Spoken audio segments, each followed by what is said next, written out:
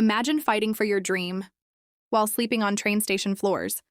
Every morning, dressing in a suit no one knew was hiding a man with no home. And every night, the only goal, keep your baby safe. This is not a movie. This is Chris Gardner's real battle. And today, you'll witness how he turned pain into power. By 1981, Chris Gardner was homeless. But he had one rule no one at Dean Witter could know. Every day he showed up early, dressed sharp, smiling, answering phones.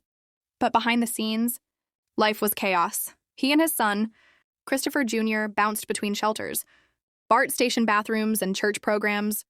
To make things worse, Chris had to compete against Ivy League interns, all while studying for a brutal Series 7 exam.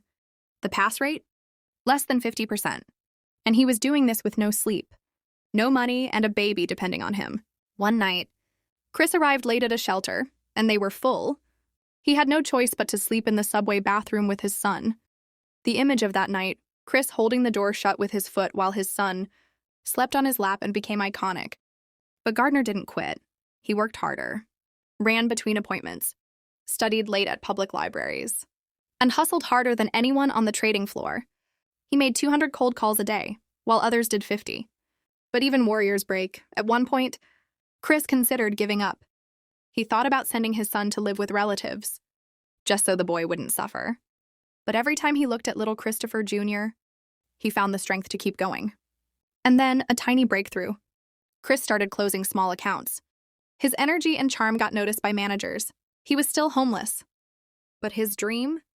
It was getting closer. Chris Gardner was no longer invisible. But would it be enough? Could a homeless man really rise to become one of Wall Street's elite? In Part 3, the make-or-break moment, the exam, the call, and the decision that changed everything. Subscribe for next part.